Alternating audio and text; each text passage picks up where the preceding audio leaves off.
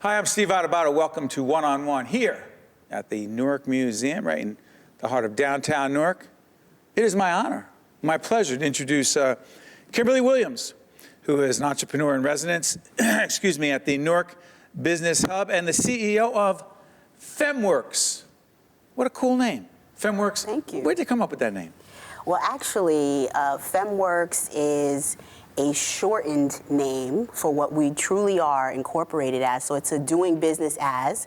We are First Eye Media Works, but we like FemWorks because we do operate from a woman's perspective on the world. Is there such a thing? All right, that's philosophical. No, I'm not going there because that takes us away from the Newark Business Hub. We'll do that later.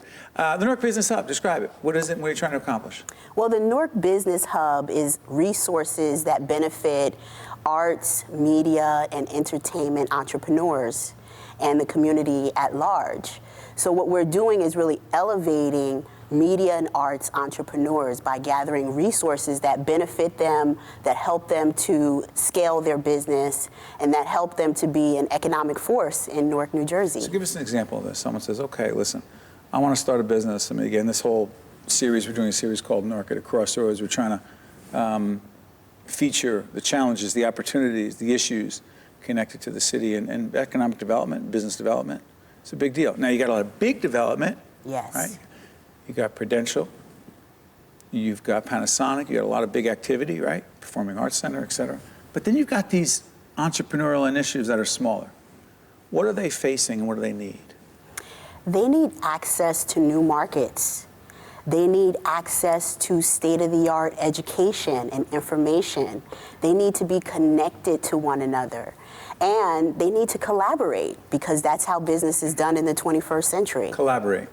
Yes, collaborate. As opposed to what? Just say, hey, we're all competing against each other? Exactly. Who competes in the 21st century? We're in the age of Uber and Airbnb and where those businesses... So business to business, that's the way I think it's always been the way. It's always been the way. We have to collaborate, whether that collaboration is on an RFP, where we're helping to build each other's capacity.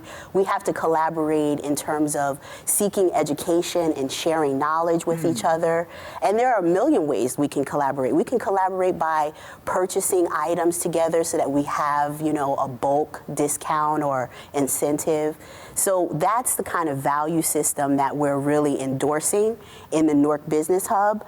The entrepreneurs are actually already in business, so they're not at the startup phase.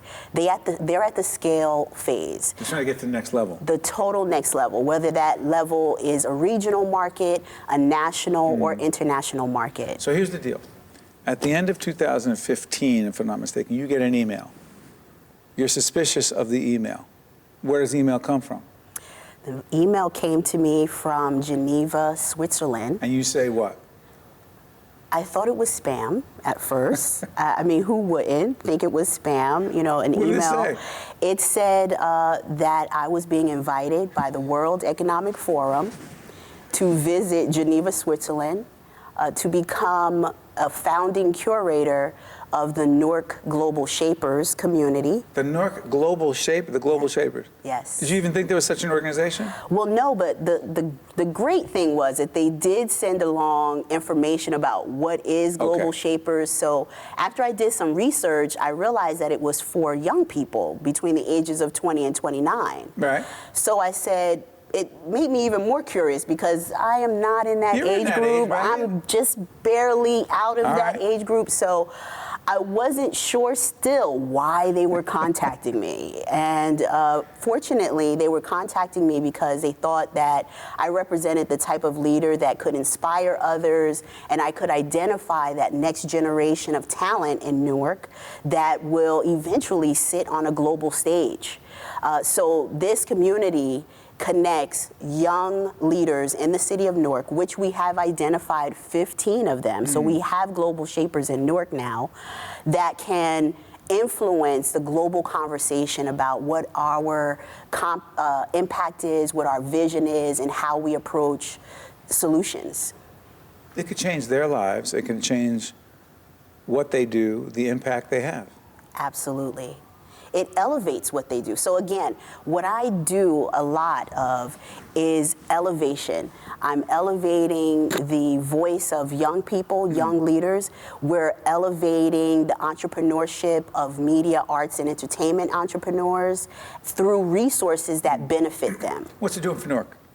It is actually helping a new class of entrepreneurs be the driver of Newark's economy, the people that hire other people, the people that change the perception about what Newark is and what our lived experience is. We're the next homeowners. We're the next, philanthropists. So we're essentially helping Newark to solidify its community by having these resources that benefit media and arts and entertainment entrepreneurs, but we're essentially helping a whole new class of residents to take root here. Real quick, before I let you go, you talk about media, TED Talks.